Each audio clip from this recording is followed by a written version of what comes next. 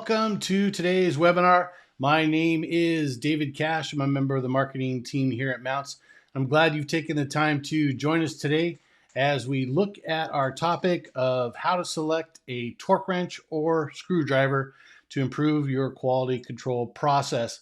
And if you have any questions as we continue through the presentation, feel free to put those in the chat and we'll go ahead and take a look at those at the end of the presentation. So as we typically begin with a lot of our presentations, we talk about the certain fastening risks that are present within an application torquing process.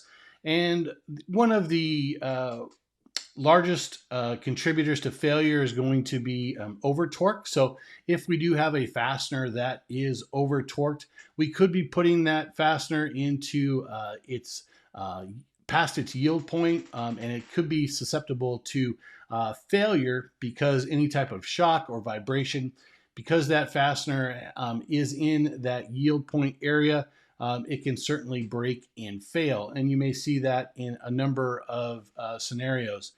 The opposite of that, obviously, is going to be if we have a fastener that's under torqued. So you may have an operator that misses a fastener within a sequence process, causing the clamp load for that to not be as secure as it is supposed to be. And any type of shock or vibration can cause those fasteners to fail the clamp load that we're looking to try to achieve whenever we are doing a fastening through the torquing process. Another one is going to be material breakage. Again, if we have any type of difference or any type of irregularity within the clamp load that we are trying to achieve, we can have materials that move, causing material breakage. And then we'll also have, again, downtime and rework if those particular errors are caught within the fastening process, again, adding more time and money into correcting the actual mistake. And if we have a part that is safety critical, the one type of error that is really present in those special types of scenarios are going to be those that can be caused by human error within the process. And that could be from simply missing a fastener, again, within a sequence, over torquing a fastener, or not fully completing a fastening with maybe a lifted head on that fastener. And in this case, that would also include the lack of an error proofing process within the assembly to help with taking control and combating the human errors that we may see. And so, torque control is really what we are trying to achieve. And the clamp load that is associated with the torque that we are expected to get. And whenever that clamp load is suspect, then that is when we start seeing errors.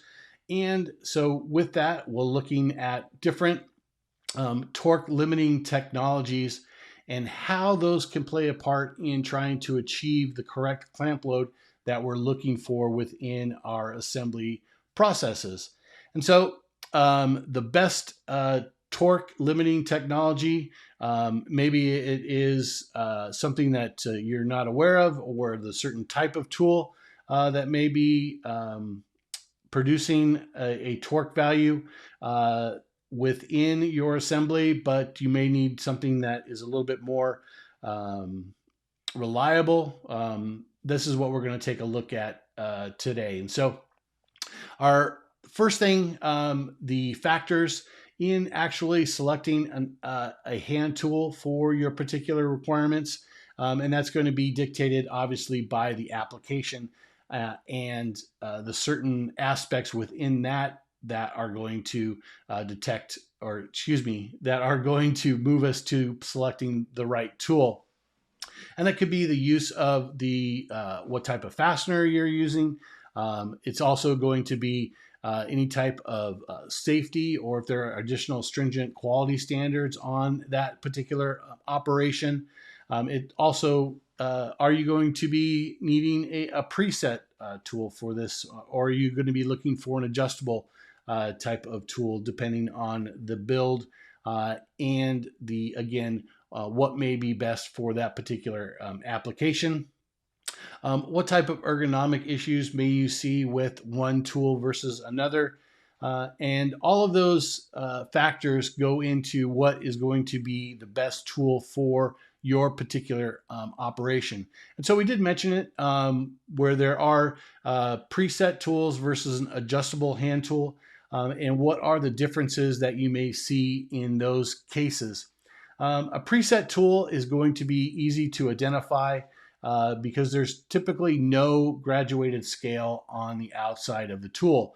So there is no way of knowing exactly what the torque is for that tool just by looking at it. Now, these tools are internally set, and so they are adjusted internally through a specific range of that particular tool. So we take a tool, we adjust the internal mechanism, and then we have our torque value set, and then that tool is used. These types of tools are really good for a production type of environment because there is nothing the operator has to do but simply grab the tool and go ahead and use it. And then if there's another simple torque value that they may be using, they could grab another tool and use that. There's nothing the operator has to do to go ahead and change the value as you would with an adjustable tool. But these are very great for having repeatable torque values within the process. So an adjustable tool, obviously it is pretty self-explanatory, but it does have a graduated scale on it, or it could be a digital scale as well within the adjustable tools. These types of tools, again, are externally adjusted and can be manipulated before they are used. In a production environment, this may be a tool that you would use because maybe you just have a couple different values that you need to look at throughout the range of this tool. However, again, you're leaving it up to the operator to go ahead and make the adjustment on that. So we want to make sure that is going to be producing the correct amount of torque. But again, we're leaving the influence to the operator to make sure that is done correctly. Now, these are all great tools, again, for being able to switch between torque values, but they're also good for field service kits or OEM kits, things where you may be taking the tool out into a certain area and you want to be able to adjust the torque that you may be using that in. So the quality standards that a screwdriver typically falls under is going to be the ISO 6789 tool. And all of these tools have to meet a plus or minus of 6% of the indicated setting. And they must remain in their calibrated cycle for 5,000 cycles. So this is what the classification for screwdrivers under ISO 6789 indicate for those particular uses. Now, you may see other screwdrivers that may not necessarily be ISO rated, and there's some reasons for that, and we'll talk about that in just a minute here. But what makes the difference between certain torque screwdrivers and others, it's going to be the clutch mechanism that is going to be produced by whatever torque limiting technology that particular tool may be using. Now, there are a number of different styles of clutches within certain torque screwdrivers, and we'll take a look at a few examples. But there are other examples that will use, instead of what we're looking at here, a spring that is what is our torque delivery mechanism. They could be using a plastic clutch where there is some type of friction-based scenario where that clutch will cam over by the use of plastics. But primarily in most torque screwdrivers, you're going to see the use of a spring, and how that spring gets compressed is how we are determine what torque value we are achieving when that tool cams over. And so there are a number of different styles of cams, as I mentioned. But if we take a look at just four other types of screwdrivers on the market, what you'll see here is the use of a ball clutch type of system. And so in our first example here, we have a spring that is being compressed by the use of a ball bearing in a race type of cam. So as the screwdriver is turned, the ball bearings within this race will go ahead and hop out of these dimples or lobes here into the next one. And that is what happens when this tool cams over. So you basically have these ball bearings that run around this race, almost like a racetrack, and they continue at each lobe for every time that tool will cam over. Now, in this case, for this driver, there are two ball bearings that are in the lower portion of the tool, and then we have this mechanism that is compressing the spring. As the tool is turned, the ball bearings will hop over this rod on both sides. And so again, you have this ball bearing that's going over something as it cams over. This example on this driver is similar to this design, except for there are more ball bearings and there are more lobes or dimples that this driver goes to compress the spring here.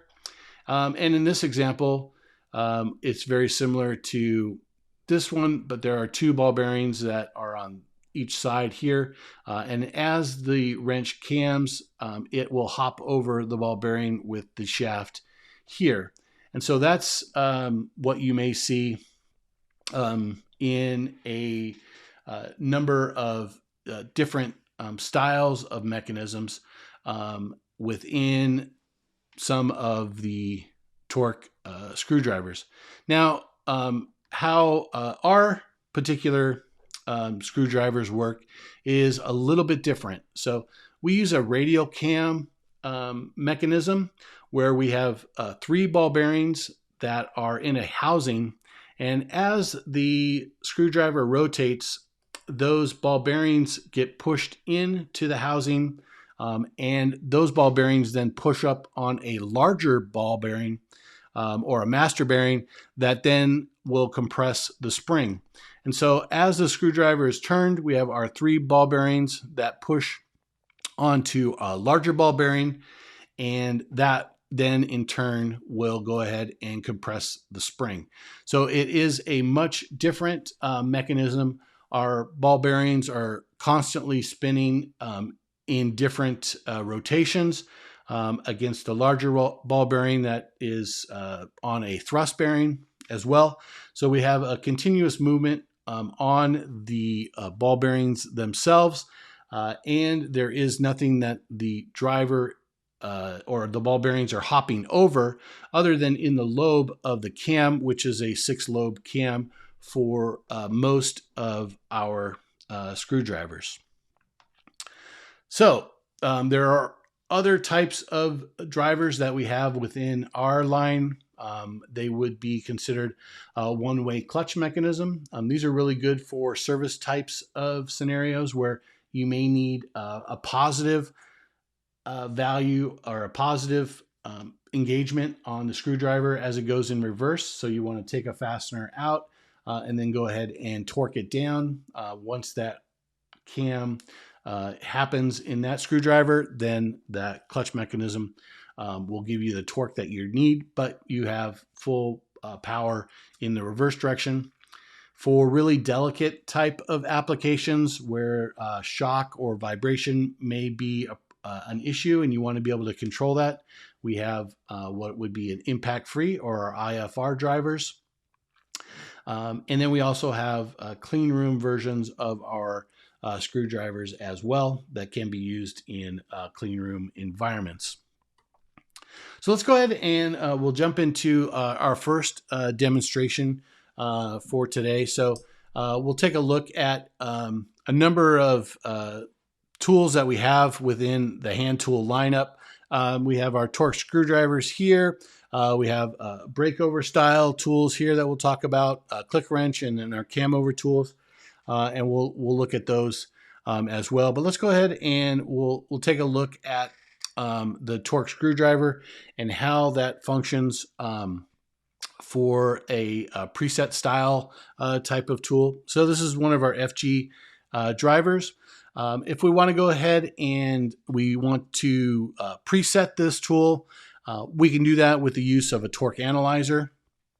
Or if you decide that you may want to purchase, we can go ahead and we can preset these for you at our factory, and those can be sent to you certified with a preset value. But let's say, for example, we want to reach a target of 10 inch-pounds, and we have this screwdriver here. So if I go ahead and I can put this on our transducer here, this one is an internal sensor. It reads from 5 to 50 inch-pounds. If I go ahead and cam this over, you can see that, okay, we're reading around 17 and a half inch-pounds or so. That's outside of our target area. So we're looking for 11 inch-pounds. Anything 11 is going to be within the green area. We have our tolerance set at 6%, and it's going to show you what our minimum and maximum value would be for that particular setting. So if we need to make adjustments to this tool, and if we are trying to get 11, obviously we do need to make adjustments. So to do that, there we have a cap that is on the end of the tool here. We can go ahead and remove this cap. And then inside the mechanism here, you probably can't see it, but nevertheless, we do have a 2.5 millimeter lock screw that's in there. So we just need to take that and unlock that just a quarter of a turn or so. And then once we've released that, we can then go ahead and put in our adjustment key. And now we can go ahead and change what the torque output is. And so if we turn it clockwise, it's going to increase the torque. If we turn it counterclockwise, it will decrease the torque. So let's go ahead and do that. We'll turn it down a few turns here and we'll see what our value is. So if we take our reading, okay, so we turn it down a little too much.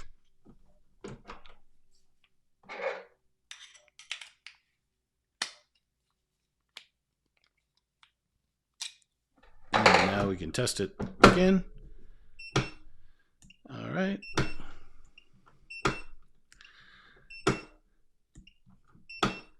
So we are pretty close to our set point here. All of the readings that we just took were within the specification, but we can make some finer adjustments to make sure that this is exactly where we want it by testing it again on the torque analyzer. Once we have done that, we can go in and we can retighten the set screw. And then we can apply our cap. And then we are good to go there. Now, typically when we send these out calibration, there's a calibration sticker then that gets put on the end of the tool. So you know if that has been tampered with or not. The other type of screwdriver that we looked at is going to be an adjustable torque screwdriver. In this case, this is our FGA. It has a digital scale on it. So if we power that up, you can see here that this is in inch pounds.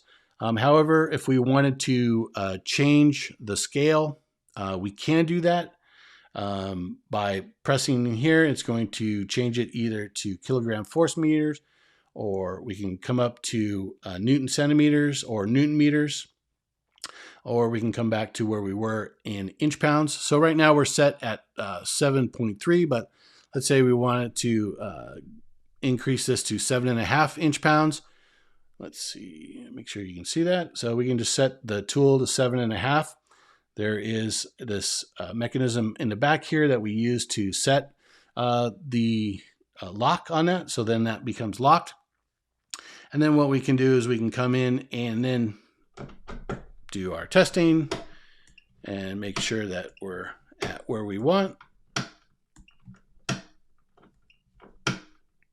And then we can go out and use that particular tool.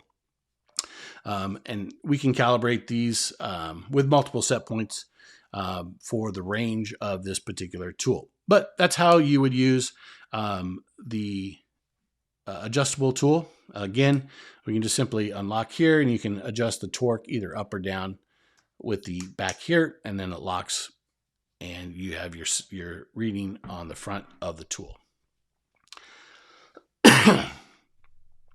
All right, so that's going to bring us to torque wrenches. Now, there are a number of different torque wrenches that are available on the market. We have dial torque wrenches. There are split beam wrenches. We have digital torque wrenches, cam over wrenches, breakover style wrenches, and click style wrenches. And all of these wrenches will give you a signal, or at least a value of your torque value when torque is achieved. Now, the real issue becomes with how can we guarantee the torque that the wrench signals is what we're going to end up with. And so let's take a look at the different styles of torque wrenches and how those can work in more of a production environment. The torque wrench quality standards, again through the ISO 6789, indicate that any tool or any torque wrench that is set below 10 Newton meters can have a accuracy of plus or minus 6%. Anything over 10 Newton meters would be a plus or minus of 4%. And they do maintain the same cycle calibration count of 5,000 for those to be an ISO 6789 tool. Just so you're aware, all of our torque wrenches and torque screwdrivers certainly fall within that and do quite much better. No, they do much better in the torque calibration cycle range there. So anyway, let's first talk about click wrenches. Now, a click wrench is by far the most popular wrench that is used all over the world, from production lines to could be in your garage working on your car. Click wrenches are again readily available. They're fairly inexpensive, and they do provide you with a torque indication on when your torque value is met, and that happens once the wrench clicks.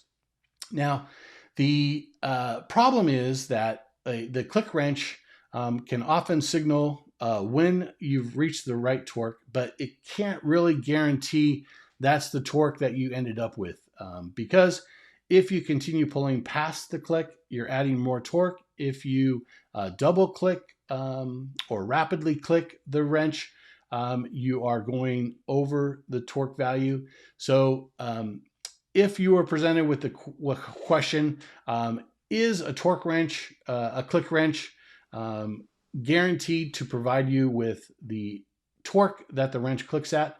And that answer would be false, or it would be only if the operator pulls the wrench at a very slow and even pace and then immediately releases the wrench once it clicks.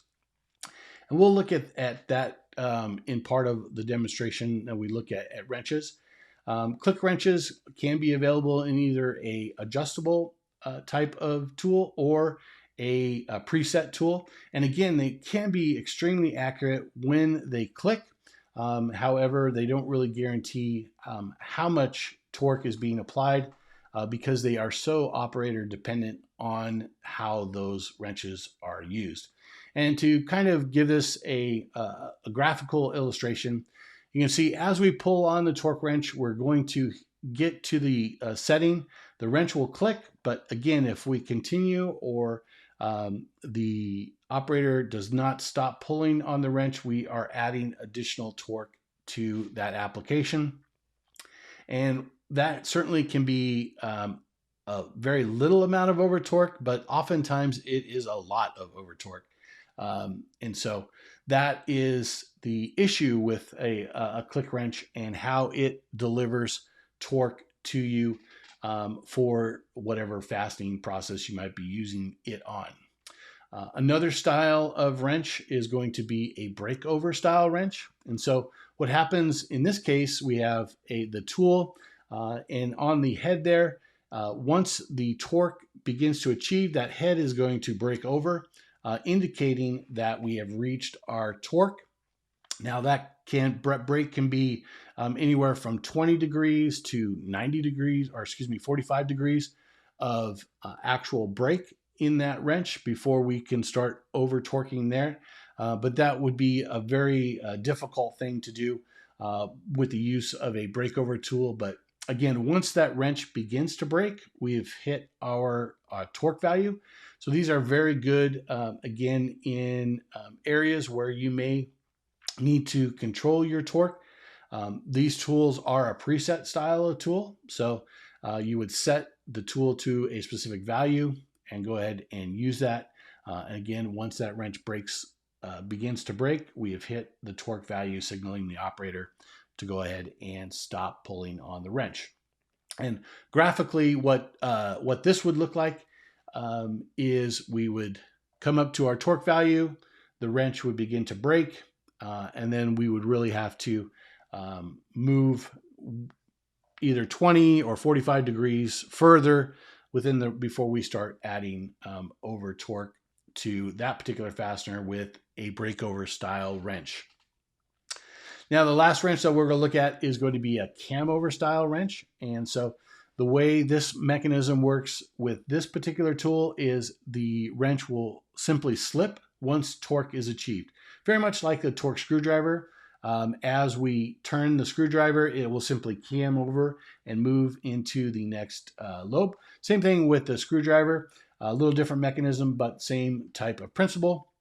Once we have reached our torque value, the wrench will simply slip and it will allow the tool to reset, and then you can go ahead and use it again. The great thing with the cam over wrench is that you can never apply any more torque to the application than what the tool is set for. And so graphically, what this would look like is we would run our tool to it cams over. Again, it will then reset itself, and then we can run it again, and it will go up to the torque and then cam over and reset itself. So the wrench itself can never actually over torque the fastener. Now, the other nice thing about the cam over wrench is that it is a non-length dependent wrench, meaning we can hold it anywhere up and down the handle because our fulcrum point is at the end of the tool, as opposed to a click wrench or a breakover wrench where that point is inside of the tool. And so we're then relegated to distance times force scenario, but with the fulcrum point at the end of the tool, it doesn't matter where we hold that. We're always going to be getting the correct value at the end of the tool. And so how that mechanism functions and how we are compressing the spring in this case is going to be the use of, again, a spring and our mechanism. As the wrench cams over, it compresses the spring and then it will then reset itself. Again, compressing the spring, giving us our torque value, and then resetting itself. And so that's how the cam over style of wrench works in that case with our cam over tool. So if we were to take a look at kind of a good, better, best scenario based off of whatever your requirements might be for a specific application, you can see our click wrench is not very good for our final torque accuracy unless we're extremely careful or have well-trained operators using them.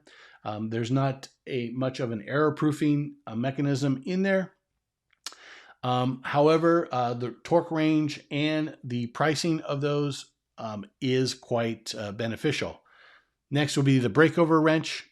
It is really good with our final torque accuracy, along with giving us a good error-proofing scenario, and those ranges and price can be advantageous as well. And then the cam over wrench by far is going to give us our best way to achieve our final torque accuracy. It can really help to error-proof a safety-critical type of application where you can not apply any over torque to the particular fastener. The downside of that particular tool is it is limited in its torque range, and it is also not available currently in a adjustable style tool. And it can be a little bit expensive depending when you look at it in relationship to other types of wrenches. And so with that, that's going to bring us to our poll question for today. So let's go ahead, and if you wouldn't mind, you can go ahead and answer that question for us. What type of mechanical hand tool are you currently using in your facility, whether it be a torque screwdriver, click wrenches, breakover, cam overs, or a mixture of all of those within there? So we'll give you just a second or so to answer that. I'll grab a drink of water, and then we'll continue with our demo of our screwdrivers here, or excuse me, of our wrenches in just a second.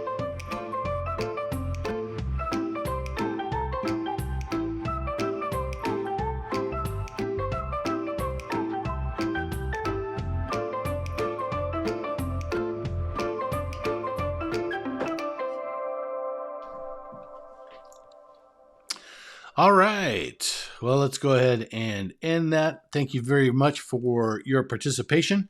It looks like the winner was a mixture of various hand tools, followed by the click wrench and then torque screwdrivers.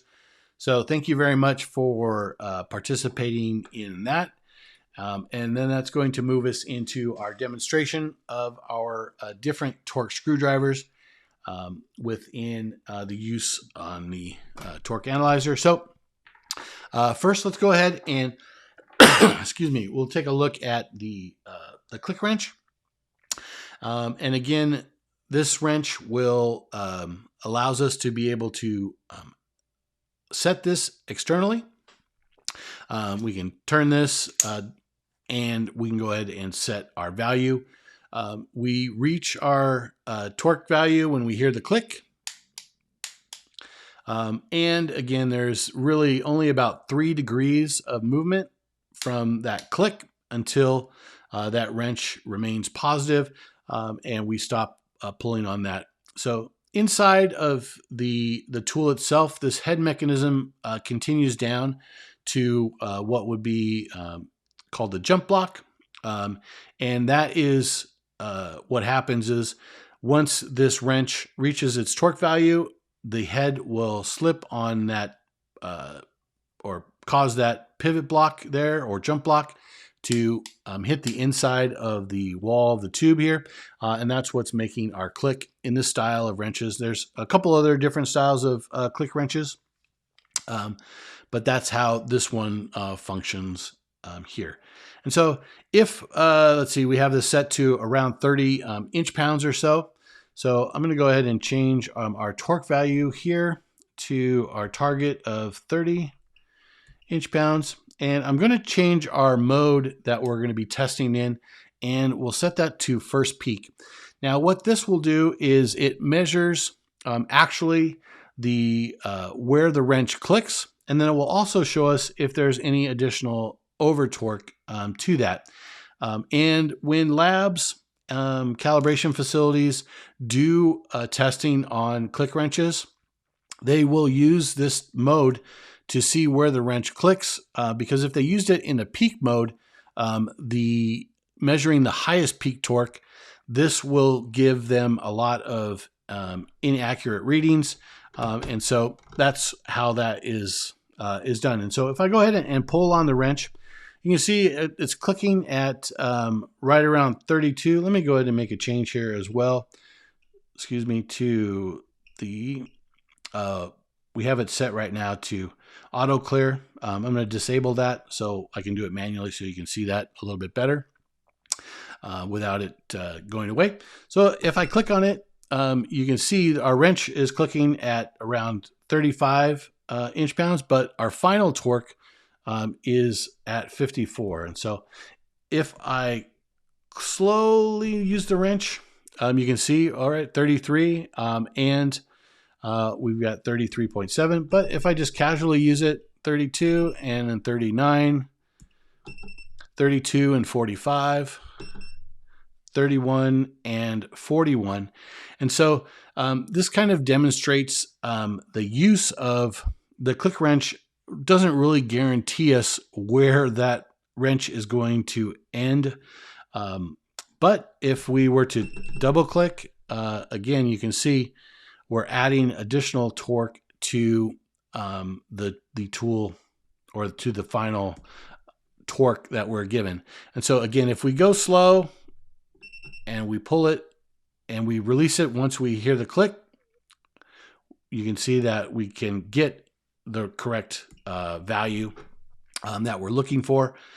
With the click wrench, it's just, again, a tool that is very operator dependent, and depending on the level of accuracy that you may need on a particular application may determine if the click wrench is going to be the best wrench for that type of application.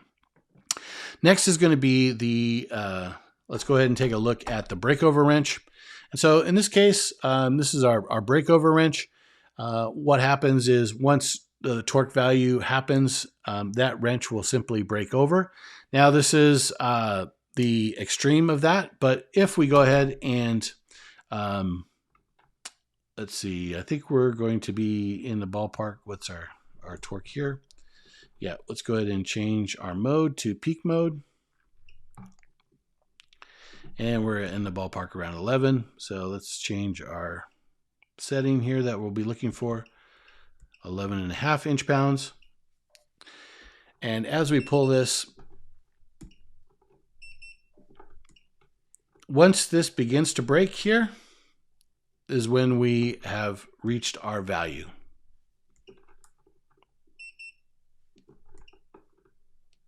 So again, if I needed to add an over torque, I would really have to go quite far to be able to do that with that.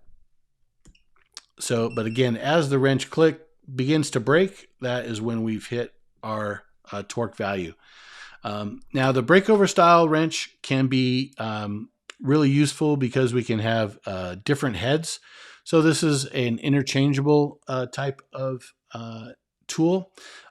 We have this style of breakover wrench as well, our TBX series.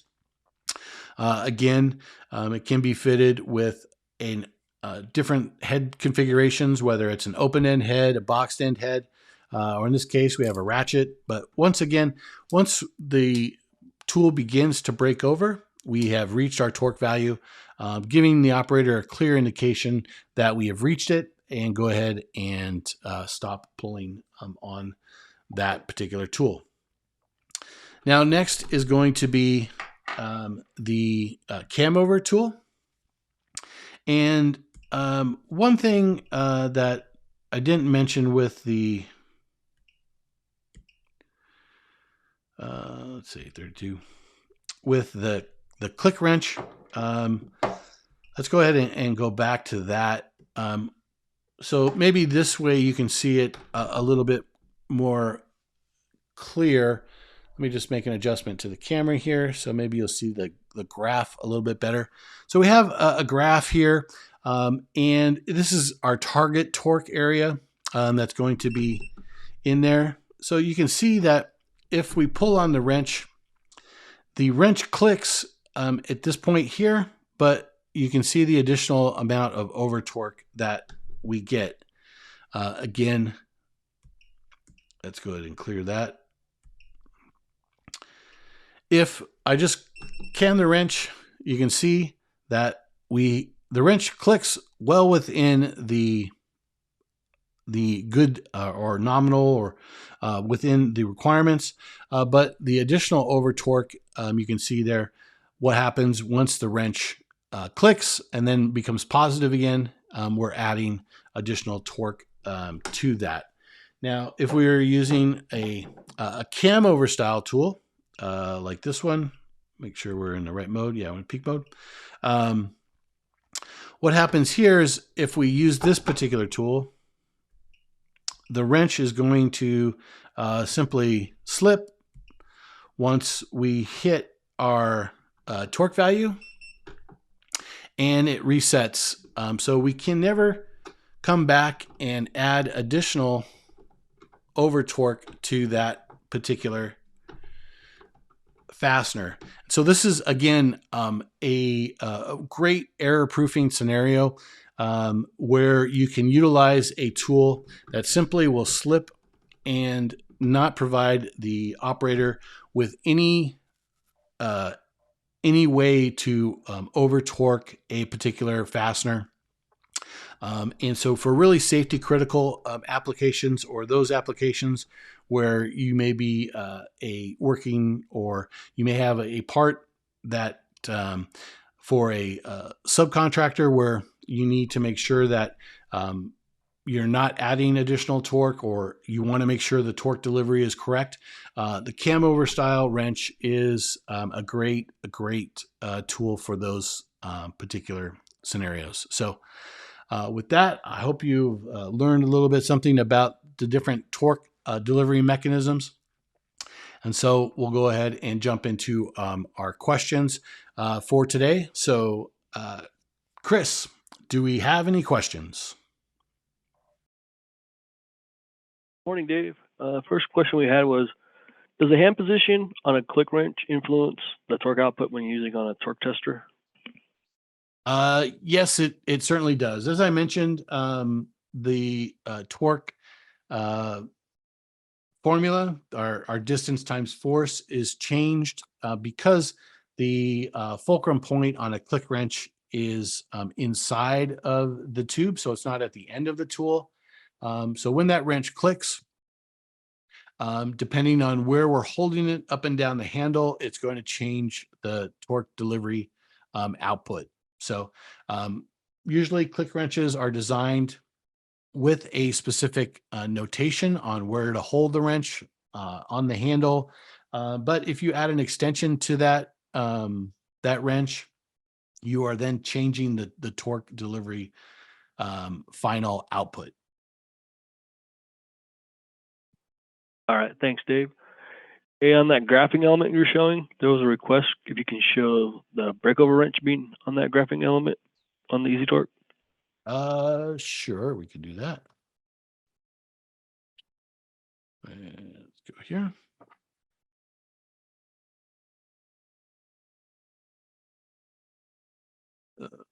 Okay.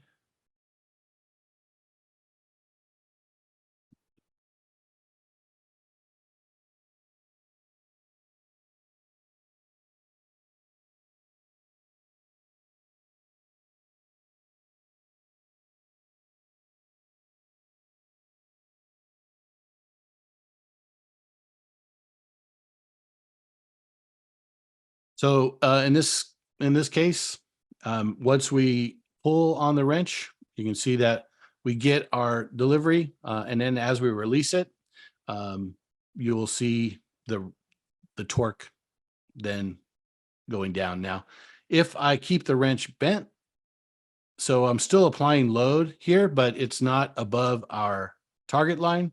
Once I release it, then our torque is then released. So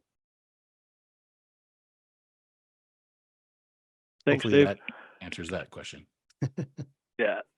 Another question is, how often do you need to calibrate a torque tester itself?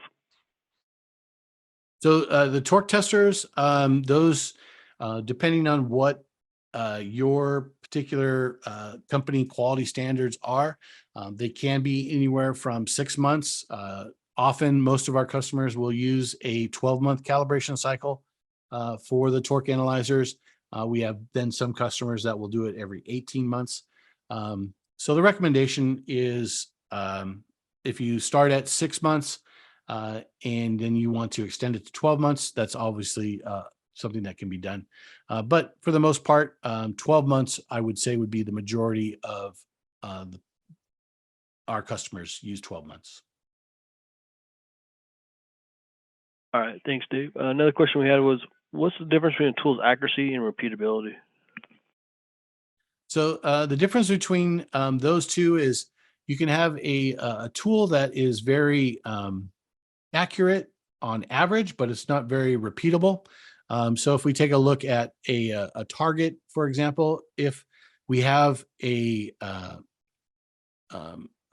dart or an arrow that we are throwing at that target, if we have a really good cluster in one area, then that tool would be very repeatable.